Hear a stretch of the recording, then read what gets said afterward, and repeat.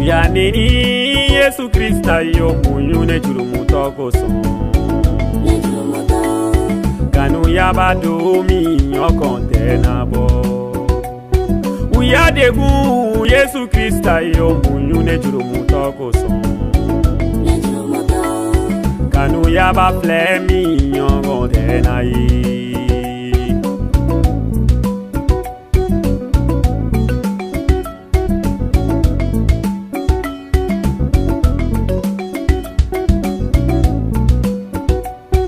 Ya toro Yesu Krista yo munyu ne jurumuto koso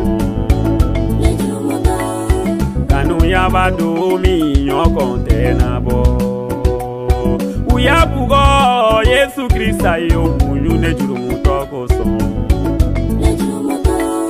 Kanu ya bafle mi yokonte na ye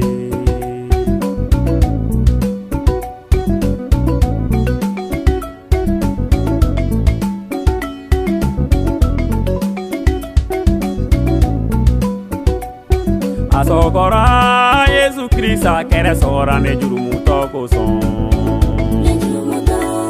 Magari godo Yesu yo muye Uya genge Yesu Krista yo munyu ne jurumuto koso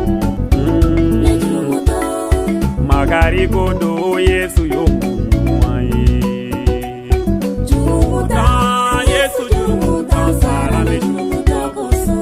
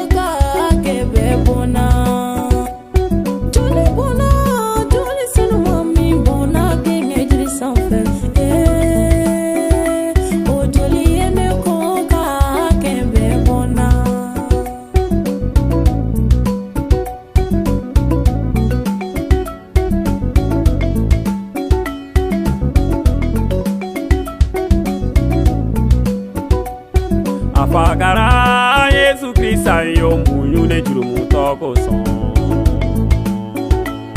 Magari godo Yesu yo munyu Akunu na Yesu Krista yese soro sayarika Sibaya bafe sukunu ni sebaya